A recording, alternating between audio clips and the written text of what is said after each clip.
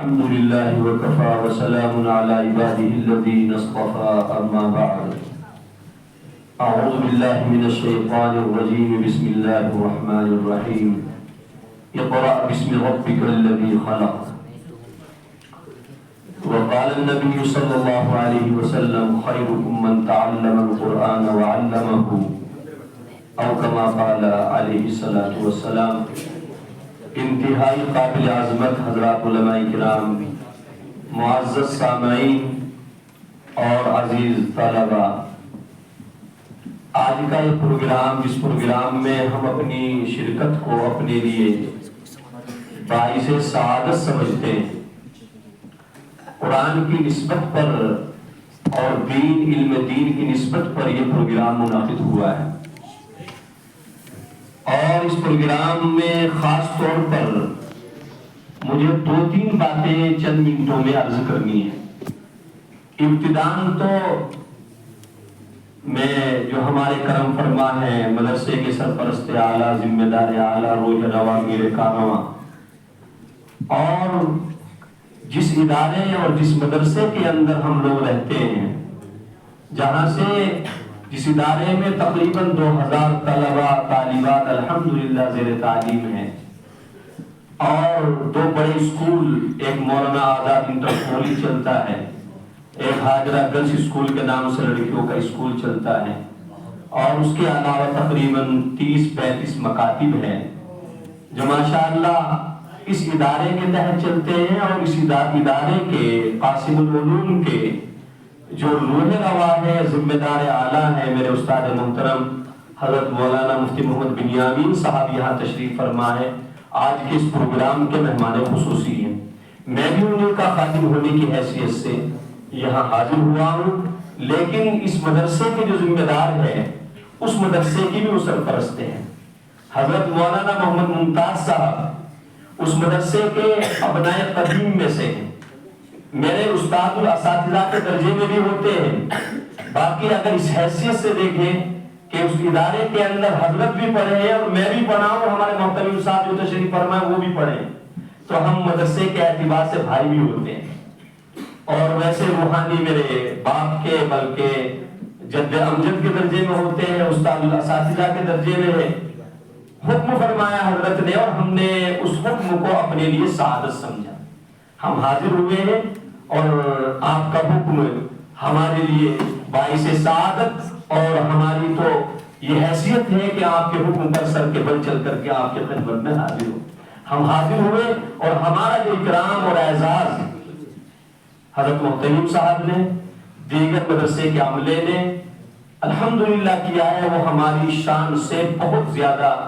بڑھ چڑھ کر ہیں۔ اللہ آپ حضرات کو جزائے خیر عطا فرمائے۔ ہم اس لائق بالکل نہیں ہے کہ ہمارا اسے استقبال کیا جائے، بلکہ ہم تو ان کا خادم سمجھ کر کے، اپنے آپ کو خادم سمجھ کر کے یہاں حاضر ہوئے ہیں۔ اللہ ہماری حاضری کو قبول فرما دے، اور پروردگار عالم چند لمحات کے لیے جو یہاں ہم جمع اور اکٹھے ہوئے ہیں، ان لمحات کو اللہ تعالیٰ اپنی بارگاہ میں قبول فرما دے۔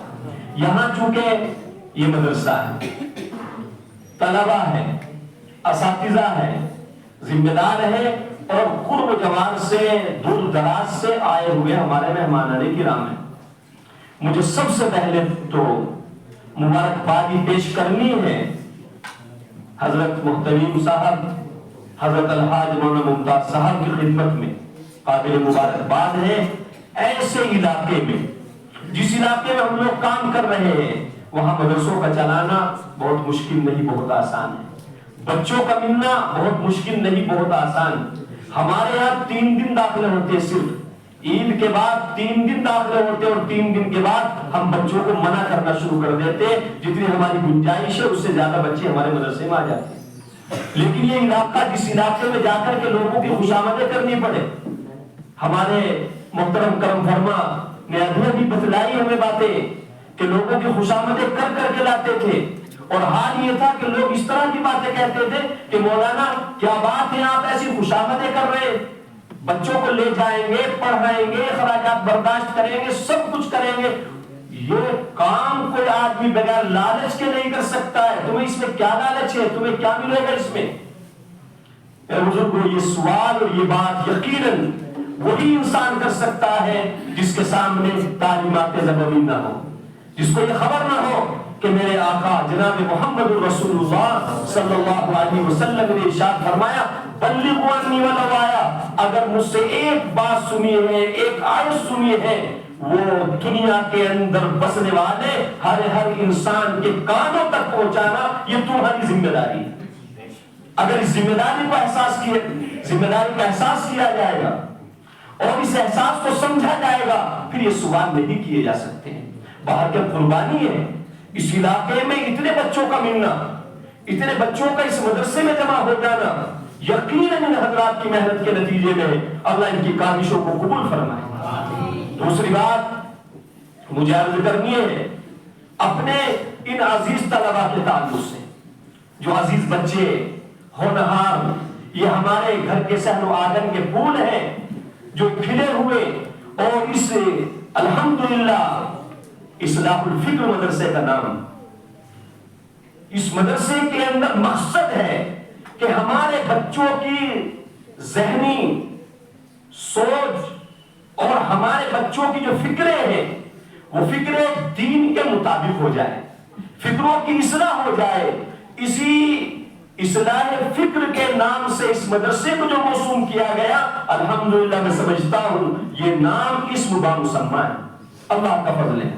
بچوں کی فکریں، چونکہ اس زمانے میں میرے جوان ساتھی اور مہمان کرام تشریف فرمائے، میں توجہ چاہوں گا، حالات ہمارے سامنے،